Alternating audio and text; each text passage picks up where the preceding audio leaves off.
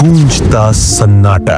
पर आपका स्वागत है दोस्तों। आपको यह कहानी कैसी लग रही है कमेंट बॉक्स में जरूर बताएं। तो मेरे चैनल को सब्सक्राइब करें, वीडियो को लाइक और शेयर करें। आइए बढ़ते हैं अपनी कहानी की तरफ। आज माधुरी रेशमा से बुरी तरह चिढ़ गई थी। पहले भी उसे रेशमा देर होने की आदत अच्छी नहीं लगती थी और बिना बात के किसी से बोलना भी, लेकिन आज तो उसने हद ही कर दी थी। जिस तरह का वह मेकअप करके आई थी उसे मन चलो का मनोबल और बढ़ गया था। वह अच्छे से समझ गए थे कि उन्हीं की वजह से वह इतना बदसब्र के आई है। उन्होंने इसे उसकी स्वीकृति समझा और उससे और भी करीब से बात करने का मन बना लिया था। जाते समय यह सच भी हो गया कि उनके दिमाग में क्या चल रहा था। जाते समय वे लड़के उन दोनों के पीछे पीछे ही चल पड़े। रेशमा को उससे फर्क नहीं पड़ा था, लेकिन माधुरी बुरी तरह चिढ़ गई थी।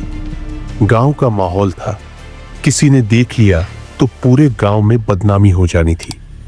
उसने उससे स्पष्ट रूप से कह दिया, कल से तू बिल्कुल सादा तरीके से आएगी। अगर यह सब लीपा पोती करके आना है तो मेरे साथ मत आना। नहीं आऊंगी तेरे साथ, तू तो मेरे से जलती है। इस बार रेशमा ने भड़क कर कहा। ठीक है, तेरी मर्जी। माधुरी ने भी गुस्से से कह दिया। इसके बाद दोनों के मुंह फूल गए। वे दोनों बिना कुछ बोले अपने अपने घर चली गई।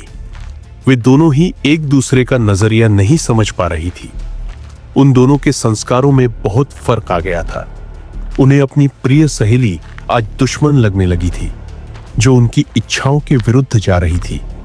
अगली सुबह माधुरी ने अपने पिता से कहा कि वे उसे स्कूल छोड़ाए। इससे उसके पिता चौंक गए।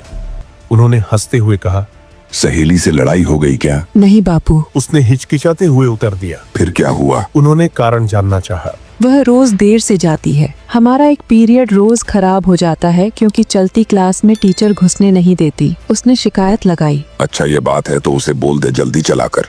नहीं बापू, कई बार बोला पर सुनती नहीं है। उसे कोई डर ही नहीं है। मैं उसके साथ नहीं जाऊंगी तो कुछ दिन में सुधर जाएगी। उसने अपनी योजना बताई। ठीक है, मैं छोड़ दिया करूंगा, पर आते वक्त क्या करेगी? मैं तो खेत से आ नहीं पाऊंगा। उन्होंने गंभीरता से कहा। बापू, और भी बच्चे आते हैं, मैं उनके साथ आ जाया करूंगी। आप बस छोड़ दिया करो। उसने अपनी बात दोहराई। कभी कभी हम दोनों भी तुझे छोड़ दिया करेंगे। घर पर होंगे तो छुट्टी होने पर ले भी आएंगे, तू फिक्र न कर। एक बड़े भाई ने अचानक बीच में बोला। वह बहुत देर से सुन रहा था उनकी बातें। उसे दाल में कुछ काला लगने लगा था, इसलिए उसने तुरंत माधुरी की बात मान ली। घर में तय हो गया कि माधुरी अपने पिता व भाइयों के साथ स्कूल जाएगी। उस रोज वह रेशमा को बुलाने या बताने भी नहीं गई। सीधे अपने पिता के साथ उनकी साइकिल पर चली गई। रास्ते में उसके पिता ने गौर किया कि रास्ते पर स्कूल के बच्चों के अलावा कुछ युवा लड़के भी खड़े थे। जिन्होंने उन्हें आता देखा तो उनकी तरफ अपनी पीठ कर ली। उन्हें बात कुछ ठीक नहीं लगी। क्या ये लड़के इन लड़कियों को परेशान करते थे? क्या इसी वजह से माधुरी ने उनके साथ आने का फैसला किया है?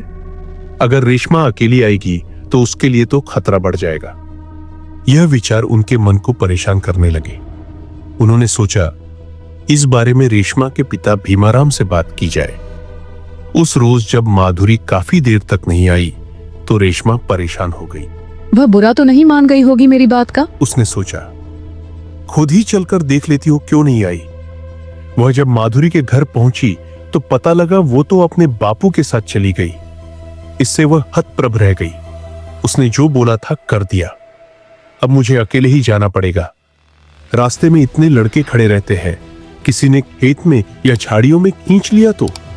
पहली बार उसके मन में डर जागा। कोई चारा न देख वह अकेली ही चल दी। वह माधुरी को दिखाना चाहती थी कि वह उसके बगैर भी स्कूल जा सकती है। उस रोज रास्ते में लड़के कम थे। वे चले गए थे यह सोचकर कि वह शायद आज वह नहीं आएगी। वह तेजी से चली जा रही थी कि उसने महसूस किया ठंडी हवा चलने लगी थी। इतनी धूप होने के बाद भी उसके सिर पर छाया हो रही थी। उसे लगा कि सहेली न सही भगवान उसके साथ है। वह खुश हो उठी। रास्ते में उसे जगह जगह ताजे फूल पड़े दिखाई दिए। उसे हैरानी हुई कि कौन रास्ते पर फूल गिरा गया। उसने सोचा जरूर यह उन लड़कों का काम होगा। वे उसे खुश करने की कोशिश कर रहे होंगे। अब उसे माधुरी के नाराज होने का कोई मलाल नहीं था। वह खुशी खुशी स्कूल की ओर बढ़ गई। आज उसे इतनी देर हो गई थी कि दूसरा पीरियड भी शुरू हो गया था। उसके ना आने से माधुरी चिंतित थी। उसे समझ नहीं आ रहा था कि वह आज आई भी है या नहीं। अगर आई हो और उसके साथ कुछ घटना घट गई हो तो क्या होगा। सोच सोचकर उसे घबराहट होने लगी। बाद में जो उसने रेशमा को क्लास में देखा तो उसे सुकून मिला। रेशमा ने उसे देखकर भी अनदेखा कर दिया और किरण के पास जाकर बैठ गई। किरण कुछ बदनाम सी लड़की थी। लड़कियां उससे बात नहीं करती थीं। लड़के उसके पीछे घूमते थे। वे दोनों गुटरगूं करने लगी। माधुरी अपना छोटा सा मुंह लेकर रह गई। जाते समय वे दोनों साथ चली गई। माधुरी अन्य बच्चों के साथ होली। दोनों का झमेला हो गया था। जाते समय रेशमा को कोई फूल नहीं दिखे तो उसे हैरानी हुई कि फूल कहां गए। हाँ, बीच बीच में उसे ठंडी हवा के झोंके का एहसास जरूर होता रहा। उसने इसे ज्यादा गंभीरता से नहीं लिया। उस दिन बात आई गई हो गई। रात जब वह सोने लेटी तो नींद नहीं आ रही थी। वह रोमांटिक नॉवल पढ़ने लगी जो उसे अपने पिता की अलमारी से मिला था। पढ़ते पढ़ते उसकी आंख लग गई। उसने सपना देखा वह उसी रास्ते पर चलती चली जा रही थी। पसीने से तरबतर थी। तभी ठंडी हवा का झोंका आया तो उसने मुड़कर देखा। उधर एक युवा लड़का खड़ा मुस्कुरा रहा था। लड़का इतना आकर्षक था कि रेशमा के दिल की धड़कनें बढ़ गई। उसने अपना सिर घुमा लिया और आगे चलने लगी। थोड़ी देर बाद उसने फिर मुड़कर देखा तो वह लड़का वहां नहीं था। वह कुछ निराश हुई। तभी किसी ने उसके दुपट्टे का छोर पकड़ लिया।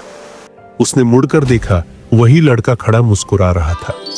वह लड़का उसी की उम्र का लग रहा था, अत्यंत आकर्षक और सम्मोहक। उसने आज तक ऐसा लड़का कभी देखा नहीं था। वह उसे देखती ही रह गई।